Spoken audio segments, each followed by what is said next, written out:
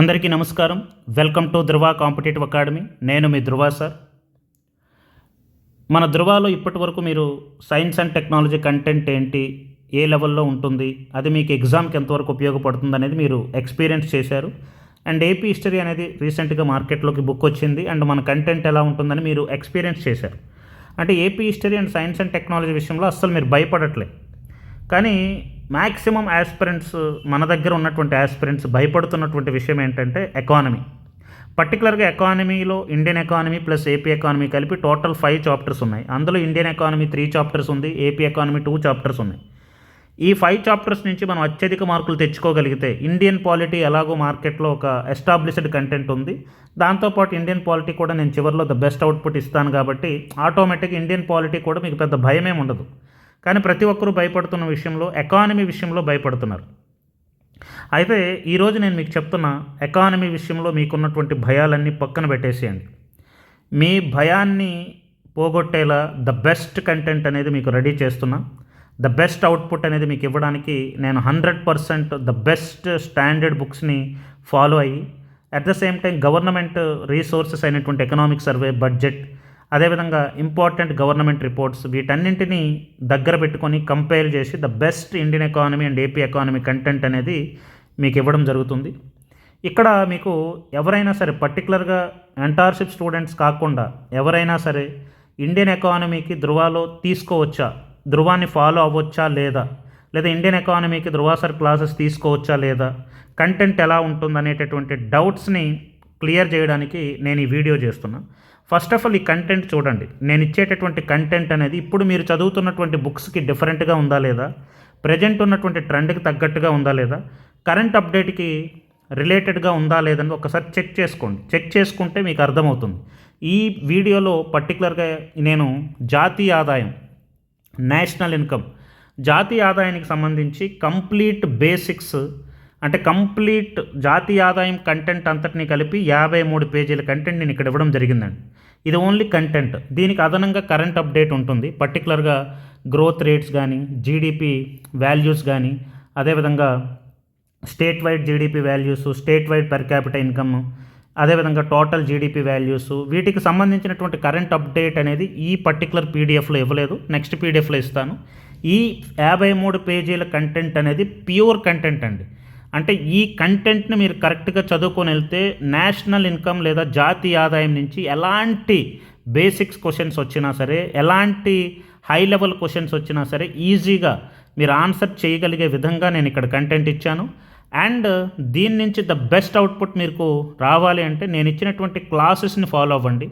ప్రతి క్లాస్ కూడా మీకు ఈజీగా, సరళంగా అర్థమయ్యే విధంగా, అదేవిధంగా ద బెస్ట్ ఎగ్జాంపుల్స్తో నేను మీకు ప్రతి టాపిక్ని క్లియర్గా ఎక్స్ప్లెయిన్ చేస్తున్నా.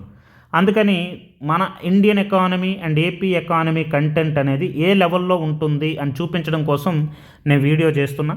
ఫస్ట్ ఆఫ్ ఆల్ నేను నేషనల్ ఇన్కమ్ బేసిక్స్కి సంబంధించి కొన్ని పేజెస్ రాశానండి. పర్టికులర్గా ఫస్ట్ నేషనల్ ఇన్కమ్ డెఫినిషన్స్.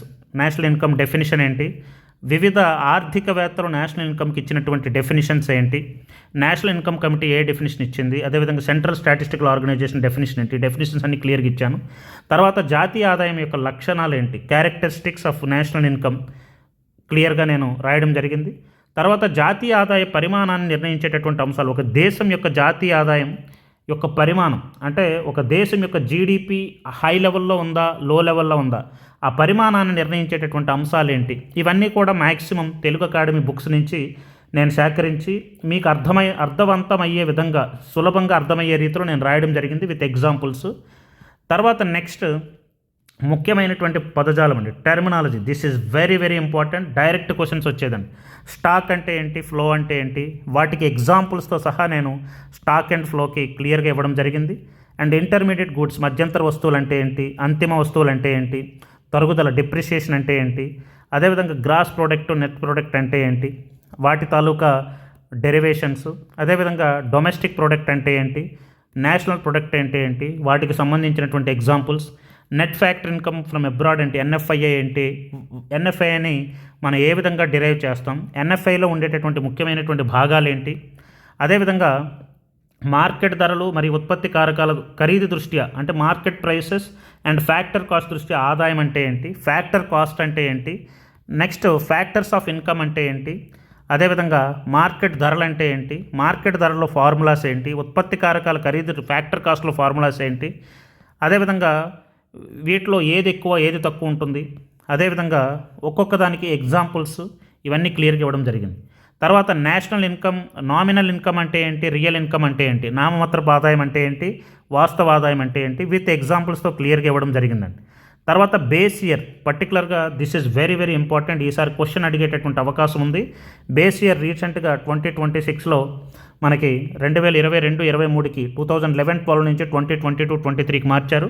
ఇప్పటి వరకు ఎన్నిసార్లు మనకి బేస్ ఇయర్స్ మార్చారు, ఏ సంవత్సరాల్లో మార్చారు, టోటల్ డేటా అంతటినీ క్లియర్గా ఇవ్వడం జరిగిందండి. తర్వాత బేస్ ఇయర్ 2022-23కి ఎందుకు మార్చారు, ప్రధానమైనటువంటి కారణాలు ఏంటి, దానికి మార్చాల్సినటువంటి అవసరం ఏముంది, ఇవన్నీ క్లియర్గా మీకు ఇవ్వడం జరిగిందండి. This is very important. And recent base years, పర్టికులర్గా జీడిపి బేస్ ఇయర్ ఏంటి, సిపిఐ బేస్ ఇయర్ ఏంటి, IIP index of industrial production base year ఏంటి, గతంలో ఏ బేస్ ఇయర్స్ ఉన్నాయి, ఇప్పుడు ఏ బేస్ ఇయర్స్ ఉన్నాయి, ఎప్పటి నుంచి అమల్లోకి వస్తున్నాయి అనేది క్లియర్గా రాశాను. తర్వాత price deflator very important, last time మనకి గ్రూప్ 2లో ఇచ్చాడు. గతంలో 2-3 సార్లు అడిగినటువంటి క్వశ్చన్ ప్రైస్ డిఫ్లేటర్ అంటే ఏంటి. అండ్ ప్రైస్ డిఫ్లేటర్కి అట్ ద సేమ్ టైం డబ్ల్యూపీఐకి సిపిఐకి ఉండేటటువంటి డిఫరెన్సెస్ కూడా నేను మీకు ఇక్కడ ఇవ్వడం జరిగింది. చాలా డీటెయిల్డ్ ఇన్ డెప్త్ ఇచ్చానండి, ఎలాంటి క్వశ్చన్ అయినా మీరు ఆన్సర్ చేయొచ్చు. అదేవిధంగా జీడిపి డిఫ్లేటర్ యొక్క ఫార్ములాస్ ఏంటి, ఇవన్నీ క్లియర్గా ఇచ్చాను. అండ్ ఎగ్జాంపుల్తో సహా ఇచ్చానండి. మొత్తం టోటల్ జీడిపి డిఫ్లేటర్ని ఏ విధంగా కడతామనేది ఎగ్జాంపుల్స్తో ఇచ్చాను. అండ్ వెరీ ఇంపార్టెంట్, రీసెంట్గా మనకి 2022-23 బేస్ ఇయర్ మార్చినప్పుడు కొత్తగా డబుల్ డిఫ్లేషన్ తీసుకున్నారు. ఈ డబుల్ డిఫ్లేషన్ అంటే ఏంటి, ఆ డబుల్ డిఫ్లేషన్కి ఫార్ములాస్ ఏంటి అనేది చాలా క్లియర్గా మీకు క్లాసెస్లో ఎక్స్ప్లెయిన్ చేశాను. ఇక్కడ కూడా చాలా క్లియర్గా మీకు అర్థవంతమయ్యే విధంగా రాశాను. తర్వాత జీడిపి పొటెన్షియల్ అంటే ఏంటి, జీడిపి గ్యాప్ అంటే ఏంటి, గ్రీన్ జీడిపి అంటే ఏంటి, అదేవిధంగా గ్రాస్ ఎన్విరాన్మెంట్ ప్రోడక్ట్ అంటే ఏంటి, అదేవిధంగా రీసెంట్గా మనకి ఉత్తరాఖండ్, ఛత్తీస్గఢ్ జీడిపిలో చేసినటువంటి మార్పులు ఏంటి, అదేవిధంగా ప్రొడక్షన్ ట్యాక్సెస్ అంటే ఏంటి, వాటికి ఎగ్జాంపుల్స్, ప్రొడక్షన్ సబ్సిడీస్ అంటే ఏంటి ఎగ్జాంపుల్స్, ప్రొడక్ట్ ట్యాక్సెస్ అంటే ఏంటి ఎగ్జాంపుల్స్, ప్రొడక్ట్ సబ్సిడీస్ ఏంటి వాటికి ఎగ్జాంపుల్స్, ఇవన్నీ క్లియర్గా రాయడం జరిగిందండి. తర్వాత గ్రాస్ క్యాపిటల్ ఫార్మేషన్ అంటే ఏంటి, స్థూల మూలధన కల్పన ఏంటి, తర్వాత వాటి యొక్క ఫార్ములాస్ ఏంటి, అండ్ క్యాపిటల్ అవుట్పుట్ రేషియో అంటే ఏంటి, వాటి యొక్క ఫార్ములాస్ ఏంటి, అదేవిధంగా ఇంక్రిమెంటల్ క్యాపిటల్ అవుట్పుట్ రేషియో, అదనపు మూలధన ఉత్పత్తి నిష్పత్తి, వాటి యొక్క ఫార్ములాస్, అదేవిధంగా యావరేజ్ క్యాపిటల్ అవుట్పుట్ రేషియో అంటే వాటి యొక్క ఎగ్జాంపుల్స్, తర్వాత ఆదాయ డిమాండ్ వ్యాకోచం, ఇన్కమ్ ఎలాస్టిసిటీ ఆఫ్ డిమాండ్ అంటే ఏంటి, వాటి తాలూకా formulas, and types of goods అంటే ఏంటి, వస్తువుల రకాలు ఏంటి, నార్మల్ గూడ్స్ అంటే ఏంటి, అదేవిధంగా ఇన్ఫీరియర్ గూడ్స్ ఏంటి, గిఫెన్ గూడ్స్ అంటే ఏంటి, వెరీ ఇంపార్టెంట్, గిఫెన్ గూడ్స్ అంటే ఏంటి, అదేవిధంగా వెబ్లన్ గూడ్స్ అంటే ఏంటి, public goods, private goods, club goods, common goods, merit goods and demerit goods, substitute goods, last time మనకి ఒక పేపర్లో ఇది ఇచ్చాడు, వాట్ ఈజ్ సబ్స్టిట్యూట్ గూడ్స్ అని, అదేవిధంగా కాంప్లిమెంటరీ గూడ్స్ అంటే ఏంటి. ఈ విధంగా టోటల్ బేసిక్స్ని మీకు నియర్లీ 20 పేజెస్ ఇచ్చానండి. ఈ 20 పేజెస్ బేసిక్స్ అనేవి కేవలం ఈ టాపిక్ మాత్రమే కాదు, వేరే ఏ టాపిక్లోనైనా సరే, అంటే మనకి money, banking, public finance, inflation, అదేవిధంగా ఇంటర్నేషనల్ ట్రేడ్లో కానీ, లేకపోతే అగ్రికల్చర్, ఇండస్ట్రీ, సర్వీస్ సెక్టార్లో కానీ, అదే 1991 రీఫార్మ్స్ కానీ, లేకపోతే ప్లానింగ్ అండ్ నీతి ఆయోగ్ కానీ, ఏ టాపిక్లో చూసినా సరే ఇవన్నీ మీకు యూటిలైజ్ అవుతాయండి. అందుకే అంత బేసిక్స్ని అంత క్లియర్గా, అంత దృఢంగా మీకు అందించడం జరిగింది. వీటికి సంబంధించి డీటెయిల్డ్ క్లాసెస్లో కూడా మీకు ఎక్స్ప్లెయిన్ చేయడం జరిగింది. ఇంక ఇది చూస్తే అంటే పర్టికులర్గా మనకి నితిన్ సింఘానియా కానీ, లేదంటే వివేక్ సింగ్ కానీ, లేదంటే రమేష్ సింగ్ కానీ, లేదంటే మృణాల్ కానీ, లేదంటే ఇండియన్ ఎకనామిక్ సర్వే కానీ, బడ్జెట్ కానీ, ఏ బుక్ కూడా మీకు తిరిగేయాల్సిన అవసరం లేదు. కంప్లీట్గా ధృవాసార్ ఇచ్చినటువంటి ఇండియన్ ఎకానమీ కంటెంట్ని పర్ఫెక్ట్గా నమ్ముకొని వెళ్తే మీకు 100% ద బెస్ట్ మార్క్స్ వస్తాయండి. తర్వాత concepts of national income, market ధరల దృష్టి ఆదాయం ఏంటి, జీడిపి ఎట్ మార్కెట్ ప్రైస్, అదేవిధంగా GNP at market price, and NDP at market price, and NNP at market price, and వాటి యొక్క డెరివేషన్స్, వాటి యొక్క ఫార్ములాస్ అన్నింటినీ కూడా క్లియర్గా ఇవ్వడం జరిగింది. అండ్ ఫ్యాక్టర్ కాస్ట్ దృష్ట్యా GDP at factor cost, GNP at factor cost, NDP at factor cost, NNP at factor కాస్ట్లో కూడా విత్ ఆల్ ఫార్ములాస్ ఇవ్వడం జరిగింది. అండ్ ఫైనల్గా ఫ్యాక్టర్ కాస్ట్ యొక్క ఫార్ములాని, NNP at factor cost, national ఇన్కమ్ని ఫైనల్గా ఎలా డిరైవ్ చేస్తాం అనేది క్లియర్గా ఇక్కడ ఇవ్వడం జరిగింది. అండ్ ఇతర ఫార్ములాస్ ఇవ్వడం, ఇతర కాన్సెప్ట్స్ ఇవ్వడం జరిగింది. దీని నుంచి very very important and definitely national income concepts నుంచి ప్రతిసారి క్వశ్చన్ పడుతుంది. ఇందులో పర్టికులర్గా నేషనల్ ఇన్కమ్ మార్కెట్ ప్రైసెస్ దృష్ట్యా 4 కాన్సెప్ట్స్, అండ్ ఫ్యాక్టర్ కాస్ట్ దృష్ట్యా 4 కాన్సెప్ట్, మొత్తం 8 కాన్సెప్ట్స్. వాటితో పాటు నేషనల్ డిస్పోజల్ ఇన్కమ్ అంటే ఏంటి, ట్రాన్స్ఫర్ పేమెంట్స్ బదిలీ చెల్లింపులు అంటే ఏంటి, వాటి యొక్క రకాలేంటి అండ్ వాటి యొక్క ఉదాహరణలు ఏంటి, అదేవిధంగా ప్రైవేట్ ఇన్కమ్ అంటే ఏంటి, ప్రైవేట్ ఇన్కమ్ తాలూకా ఫార్ములాస్. జనరల్గా మనకి ప్రతి బుక్లో ప్రైవేట్ ఇన్కమ్కి ఒకే ఫార్ములా ఇస్తున్నారు, సెకండ్ ఫార్ములా ఎక్కడ ఇవ్వట్లేదు. కానీ ప్రీవియస్ ఇయర్ క్వశ్చన్ చూస్తే ఈ ఫార్ములా మీద క్వశ్చన్ అడుగుతున్నారండి. కాబట్టి 2 ఫార్ములాస్ని కూడా నేను మీకు ఇక్కడ ఇవ్వడం జరిగింది. తర్వాత పర్సనల్ ఇన్కమ్ అంటే ఏంటి, పర్సనల్ ఇన్కమ్ తాలూకా డెరివేషన్స్ ఏంటి, పర్సనల్ ఇన్కమ్లో ఏవేవి కలుపుతారు, ఏవేవి తీసేస్తారు, అండ్ పర్సనల్ డిస్పోజల్ ఇన్కమ్ ఏంటి, వాటి యొక్క ఫార్ములాస్ ఏంటి, తర్వాత పెర్ క్యాపిటా ఇన్కమ్ ఏంటి, తలసరి ఆదాయం, తర్వాత తలసరి ఆదాయం నామినల్ ఏంటి, రియల్ ఏంటి, తలసరి ఆదాయ వృద్ధి రేట్ ఏంటి, ఇదంతా కూడా క్లియర్గా మీకు ఏంటంటే చాలా వరకు మనకి తెలుగు అకాడమీ బుక్స్ ఏవైతే ఉన్నాయో పాతవి, Telugu academy books intermediate, degree, పోటీ పరీక్షలు ప్రత్యేకం, వాటన్నింటి నుంచి ద బెస్ట్ కంటెంట్ని ఎక్స్ట్రాక్ట్ చేసి కంపైల్ చేసి మీకు నీట్గా ఇవ్వడం జరిగిందండి. తర్వాత నెక్స్ట్ కాన్సెప్ట్ ఏంటంటే జాతీయ ఆదాయాన్ని లెక్కించేటటువంటి పద్ధతులు. ఫస్ట్ ఆర్థిక వ్యవస్థని ప్రాథమిక, ద్వితీయ, తృతీయ రంగాలకు ఎలా విభజిస్తారు, దేంట్లో ఏముంటుంది, అదేవిధంగా వ్యవసాయ, పారిశ్రామిక, సేవా రంగాలుగా విభజిస్తే అందులో ఉండేటటువంటి అంశాలు ఏంటి, జాతీయ ఆదాయాన్ని మదించేటటువంటి పద్ధతులు ఏంటి, ఉత్పత్తి మదింపు పద్ధతి, ఆదాయ మదింపు పద్ధతి, వ్యయ మదింపు పద్ధతి, ప్రొడక్ట్ మెథడ్కి ప్రతి ఒక్కదానికి డిఫరెంట్ నేమ్స్ ఉన్నాయి. ఎందుకు ఆ నేమ్స్ పెట్టారనేది కూడా క్లియర్గా రాశాను.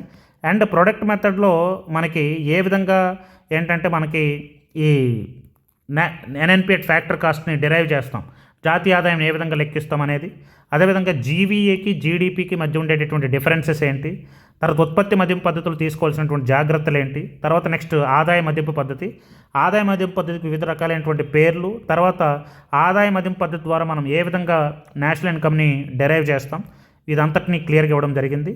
తర్వాత నెక్స్ట్ ఆదాయ మదింపు పద్ధతులు తీసుకోవాల్సినటువంటి జాగ్రత్తలు, తర్వాత ఎదుర్కొనేటటువంటి సమస్యలు, ఇవన్నీ కూడా రాశాను. తర్వాత వ్యయ మదింపు పద్ధతి, ఎక్స్పెండిచర్ మెథడ్ని ఏ విధంగా పిలుస్తారు, అదేవిధంగా ఎక్స్పెండిచర్ మెథడ్లో C+I+G+X-Mని ఏ విధంగా డిరైవ్ చేస్తాం, ఇదంతా క్లియర్గా ఇచ్చాను. తర్వాత ఇందులో పర్టికులర్గా మీకు ఇన్వెంటరీస్ అంటే ఏంటి, ఇది చాలా వరకు వీటికి డెఫినేషన్స్ చాలామందికి సరిగ్గా తెలియదు.